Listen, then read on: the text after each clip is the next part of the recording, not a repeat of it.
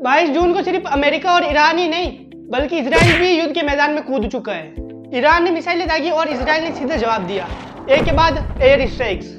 पर असली सवाल ये है, यह लड़ाई इन दोनों देशों के बीच में है या पूरे मिडिल ईस्ट की शांति के ऊपर। तो आज की इस वीडियो में समझते हैं इजराइल और ईरान की इतनी गहरी दुश्मनी क्यों है और भारत जैसे देशों पर इसका क्या असर पड़ेगा। तो बिना कोई देरी के शुरू करते हैं। मेरा नाम है Adib Khatat, welcome to my YouTube channel.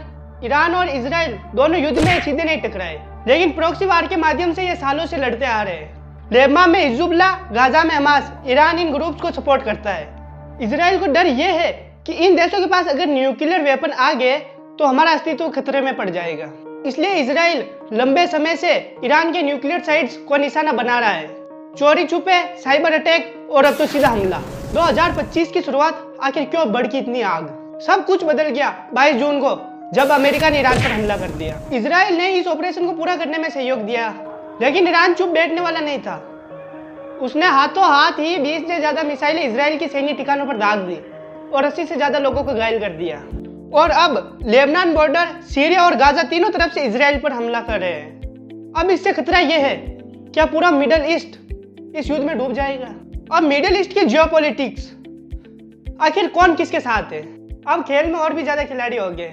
Saudi Arab, Dubai, रूस, चीन और तुर्की। सऊदी अरब चाहता है कि अभी ईरान अपनी पूरी शक्ति ना दिखाए। चीन चाहता है कि तेल सप्लाई बनी रहे और रूस चाहता है कि अमेरिका इसमें उलझा रहे। यानी ये सिर्फ दो देशों की लड़ाई नहीं, ये सभी देशों की सुपर पावर शतरंज बन चुकी।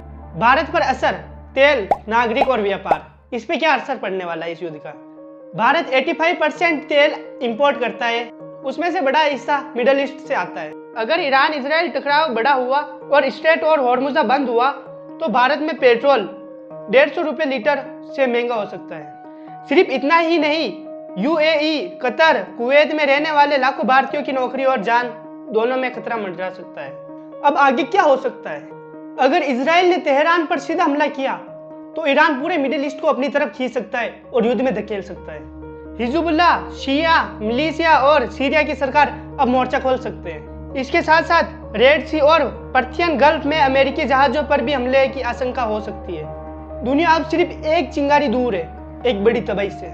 अब देखना यह होगा, यह युद्ध यहाँ पे ही खत्म होता है या फिर यह युद्ध वर्ल्ड वार 3 में कन्वर्ट हो जाएगा। दुनिया पहले से ही यूक्रेन, रूस और गाजा के युद्ध से थकी हुई है। अब ईरान और इजराइल का यह युद्ध अगर खुलेआम फैलता है तो इसका असर हम सब देशों पर होगा। तेल, शेयर मार्केट, वैश्विक मंदी सब हिल जाएगा। अभी वक्त है कूटनीति का, बातचीत का, लेकिन क्या बड़े नेता ये सुलझा पाएंगे? आई होप गाइज आपको ये इन्फॉर्मेशन थोड़ी सी भी पसंद आई होगी, तो इस वीडियो को एक लाइक और चैनल को सब्सक्राइब कर दे और इस वीडियो को शेयर कर दे और नीचे कमेंट कर दे आपके हिसाब से क्या वर्ल्ड वार 3 शुरू होने जा रहा है। तो गाइज मिलते हैं किसी अगले वीडियो में, तब तक बाय बाय।